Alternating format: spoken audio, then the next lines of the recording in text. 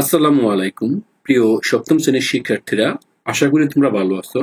আজকে আমি তোমাদের সাথে শেয়ার করব তোমাদের পাঠ্য বইয়ের নবম অধ্যায়ের একক কাজগুলো। দেখো, এটা 185 পৃষ্ঠায় মূলত দিয়ে দেওয়া আছে, বলে দেওয়া আছে কাগজ কেটে উৎপাদক বিশ্লেষণ করো। আমরা কাগজ কেটে উৎপাদক বিশ্লেষণ করব। তার আগে আমরা সাধারণ যে নিয়মটা আছে, আমি আবারও বলি, সাধারণ নিয়মটাকে আমি একটু দেখাবো। এই এই সাধারণ নিয়মটা তোমরা দেখলে স্পষ্টত এবং ক্লিয়ারলি বুঝতে পারবে।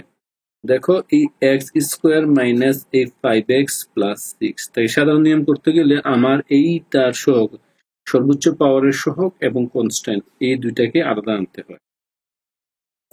এই দুইটাকে উৎপাদককে বিশ্লেষণ করতে হয়, যেমন 3 দুগুণ 6 হয়ে গেছে। এখন এই দুইটা আমরা যোগ অথবা বিয়োগ করে চেক করবো এটা মিলে কিনা। যেমন -3 তে মিলেছে, তাইলে -3x দিতে পারি, আর এখানে বলছে -2x। দেখো, এই মাঝখানের পদটাকে আমরা চাইলে এইভাবে বানাতে পারি। এটার নাম হচ্ছে মিডল টার্ম। তো এখন আমরা সেই মিডল টার্মে ট্রাই করব। মিডল টার্ম আগে অঙ্কটা একবার সলভ করব, সলভ করে দেখাবো, তারপর আমরা চলে যাব আমাদের এই কাগজ কাটা পদ্ধতি। আগে নিয়মটা তোমরা জানলে একটু সুবিধা হবে, কারণ তোমাদের প্রজেক্ট অনেক নিয়ম আছে এটাই। তাহলে আমরা মিডল টার্ম হয় এক্স স্কোয়ার মাইনাস 3x এই -2x প্লাস 6। এখান থেকে আমি এক্স কমন নেব, এক্স কমন থাকতেছে x-3। এখান থেকে যদি -2 কমন নেই, তাও থাকতেছে x-3। এবার দেখো, এই দুটা কমন, এই দুটা কমন, তাহলে কমন ইন্টু আনকমন, x-3 এখানে হবে এই x-2। আশা করি তার উৎপাদকটা বুঝতে পারছো।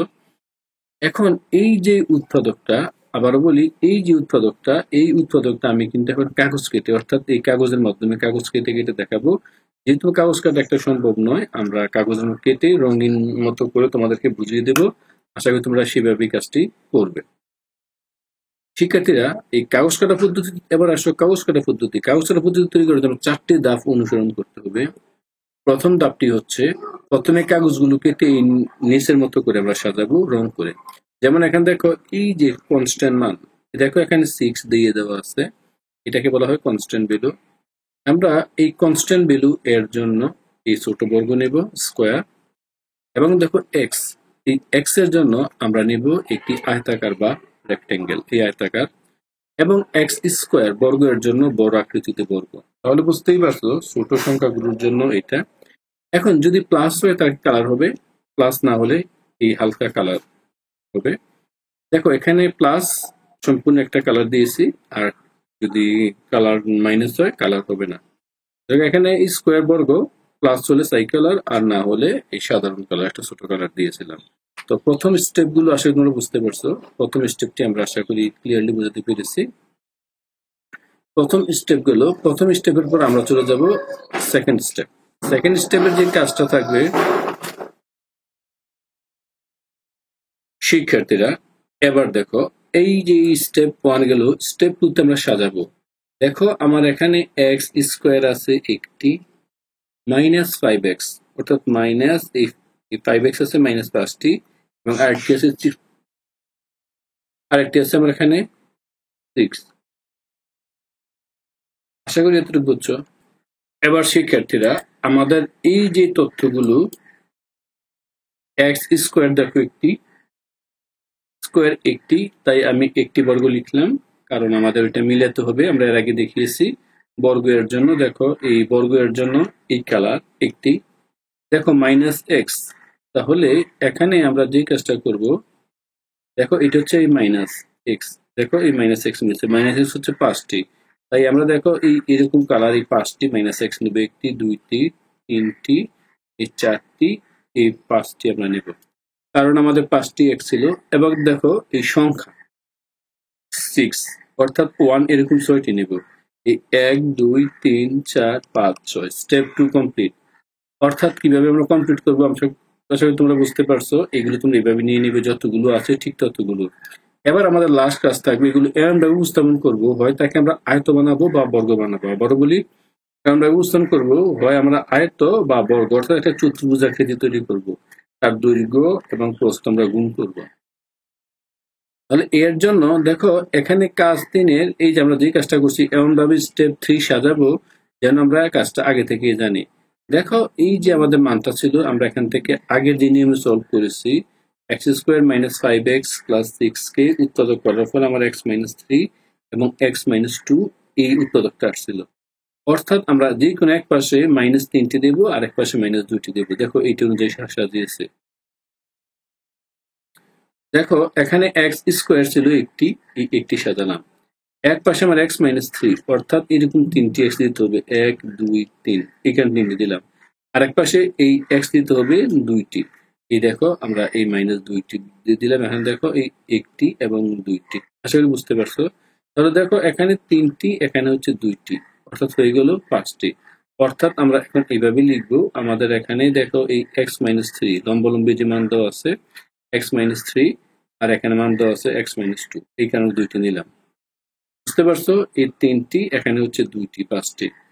আর অর্থাৎ এখানে লিখতে পারি আমাদের এক্স মাইনাস টু, আর এই পাশে লিখতে পারি আমরা এই আয়তাকার বরাবর দেখো উপরে দেওয়া আছে তোমার এক্স মাইনাস থ্রি। এবার আমাদের কাজ থাকবে দেখো এটাকে সাজিয়ে নেওয়া। কিভাবে সাজাবো, যেহেতু আমার এই দৈর্ঘ্য প্রস্থ ঋণাত্মক হতে পারে না, তাই আমরা শুরুতে এমন ভাবে সাজাবো, এক্স নেব মাইনাস তিনটি, দেখো এই মাইনাস থ্রি এক্স দিয়ে দেওয়া আছে, মাইনাস থ্রি এক্স দিয়ে দেওয়া আছে, মাইনাস তিনটি, আর এখানে এই যে পজিটিভ সংখ্যা আছে দুটি। আশা করি তোমরা বুঝতে পারছো। যেহেতু আমরা এটা মাইনাসটা গ্রহণ করবো না, তাই এখানে মাইনাস কমন থাকতেছে থ্রি এক্স মাইনাস টু। আর এখানেই দেখো এই পাশে আছে মাইনাসের দুইটি এক্স, এই মাইনাসের দুইটি এক্স মাইনাস টু এক্স, আর তার সাথে আর সংখ্যা আছে দেখো কতগুলো, এই সংখ্যা আছে আমার এই এক দুই তিনটি। এদিকে দেখো, তাহলে আমার কত, এই মাইনাসের এই দুইটি এক্স আর সংখ্যা আছে তিনটি। স্ক্রিন দেখতে পারো সংখ্যা আছে তোমার তিনটি। তাই আমি এখান থেকে যদি কমন নেই, এই মাইনাস কমন নিলাম, তাহলে মাইনাস কমন নিলে থাকতেছে সম্ভবত এখানে two x minus three. Minus common না কারণ এটা, অর্থাৎ মাইনাস গুলো এই দেখো, যেহেতু দৈর্ঘ্য প্রস্থ ঋণাত্মক হতে পারে না, আমাদের যেহেতু দৈর্ঘ্য প্রস্থ নির্ণয় করছে ক্ষেত্রফল, যেহেতু দৈর্ঘ্য প্রস্থ ঋণাত্মক হতে পারে না, তাই আমাদের এত এর পরিবর্তে আমরা এক্স মাইনাস থ্রি নেবো, এক্স মাইনাস টু এর পরিবর্তে আমরা দেবো মাইনাস টু। আশা করি এতটুকু বুঝছো। তো তারপর উভয় পক্ষে দাপ্তর আমরা যেগুলো পেয়েছিলাম এক্স মাইনাস থ্রি এবং এক্স মাইনাস টু এখানে নিয়ে আসবো, এটাই আমার অ্যান্সার। তোমাদের যদি মনে হয় তোমরা বুঝতে সমস্যা হয়েছে, ভিডিওটি আরেকবার দেখবে, আমি যেভাবে সাজিয়েছি ঠিক সেভাবেই সাজাবে, তাহলে তোমরা খুব সহজেই বুঝবে। এবার দেখো এটা হচ্ছে যে 10 নম্বরটা, কাগজ কেটে সমাধান। ঠিক আগের মতোই কনস্ট্যান্ট ভ্যালু, সংখ্যার জন্য এক্স ছোট বর্গ, এক্স এর জন্য স্কোয়ার, স্কোয়ার থেকে আমরা একটু বৃদ্ধি পেয়ে আমাদের হবে আয়তক্ষেত্র, এবং এক্স স্কোয়ার এটা হচ্ছে বর্গ, তবে এটা একটু বড় আকৃতি হবে, তার 3 গুণ। দেখো এখানেও আমাদের মাইনাস হলেও ওয়ান, যদি মাইনাস এক্স থাকে এই হালকা কালার, এবং এক্স স্কোয়ার দিয়ে মাইনাস হয় মাইনাস। যেহেতু এক্স স্কোয়ার প্লাস, দেখো এক্স স্কোয়ার প্লাস একটিতে একটি আমরা লিখলাম। তারপর দেখো minus six x, minus six x হচ্ছে আমাদের কতটি, 6টি স্টেপ টুতে আমরা লিখে ফেলবো, 1 2 3 4 5 6, 6টি, এবং দেখো আরো আছে উৎপাদক আছে 9। তাহলে আমরা পরবর্তী স্টেপ কি থাকবে বলতো, 9টি। এই 1 2 3 4 5 6 7 8 9, 9টি এক দিয়ে দিলাম। আশা করি তোমরা এটা বুঝতে পেরেছো। এখন এটাকে আমরা এমন ভাবে সাজাবো যেটা উৎপাদকে মিলে। তাহলে এটা সাজানোটা স্টেপ 3 এর কাজ। স্টেপ 3 তে যেমন এক্স স্কোয়ার, দেখো আমরা এইটাতে একটি দিয়েছি একটি, আর এখানে 9টি আছে, দেখো এই এখানে আছে 1 2 3 4 5 6টি দেওয়া আছে। তাহলে এই পাশে 3টি এবং আমরা অপর পাশে 3টি দিলাম। দেখো এই বরাবর যদি নেই, দেখো আমার এখানে কি কি আছে, একটু যদি মনোযোগী হও, দেখো এই পাশে এক্স আছে 1 2 3, মাইনাসের 3টি, অর্থাৎ এক্স মাইনাস থ্রি, আর এখানে দেওয়া আছে কত, 1 2 3, এখানে এক্স মাইনাস থ্রি। আশা করি বুঝতে পারছো। অর্থাৎ এই এখানে এক্স আমার থাকতেছে সিরিয়াল ক্রম অনুসারে, এখানে এক্স 1 2 মাইনাস 3টি থাকতেছে, আর এখানে থাকতেছে কত, এক্স থাকতেছে আমার মাত্র, এই পাশে দেখো 3টি, এই পাশেও 3টি, এই পাশেও এক্স 3টি, তাহলে আমার এক্স মাইনাস থ্রি। আর এই সংখ্যাগুলো আমরা ওইভাবে সাজাবো। তো কিভাবে আমরা সাজাচ্ছি দেখো উপস্থাপন করার জন্য, এই এখানে একটি, এই পাশে 3টি, এই পাশে 3টি, আর এখানে দেখো 1 2 3, এই সিরিয়ালে 3টা দিলাম, 3টা এখানে সাজালাম, আরো 3টা দিলাম, আমরা আরো 3টা সাজালাম, লাস্ট 3টা এখানে সাজালাম। তাহলে দেখো আমার এই টোটাল আকৃতিতে এক্স, দেখো মাইনাস এক্স রয়ে গেল, মাইনাস এক্স নিলাম, সাধারণ বিষয়টা নিচ্ছি মাইনাস এক্স, আর এখানে সংখ্যা আছে 1 2 3 প্লাস 3। এই দৈর্ঘ্য বরাবর নিলাম, দৈর্ঘ্য বরাবর। এখানে এক্স আছে একটি, আর 1 2 3 এখানে আছে 3টি। তো যেহেতু মাইনাস নেওয়া যাবে না, কমন নিলাম এক্স মাইনাস 3।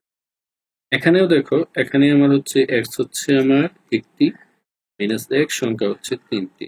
তাও সেম ঘটনা, মাইনাস কমন নিলাম এক্স মাইনাস 3। এবার এই দুইটা গুণ করবো। কোন দুইটা? এই যে প্রথম দৈর্ঘ্য বরাবর 3টি এবং প্রস্থ বরাবর 3টি গুণ করলে মাইনাসে মাইনাসে প্লাস এক্স মাইনাস 3, এটা হচ্ছে এক্স মাইনাস হচ্ছে। তাহলে এই দেখো এক্স মাইনাস 3 এক্স মাইনাস 3, এটাই আমার উত্তর, এটাই আমার অ্যান্সার। শিক্ষার্থীরা, আশা করি তোমরা অঙ্কটি বুঝেছো। তো সবাই ভালো থাকো। আল্লাহ হাফেজ।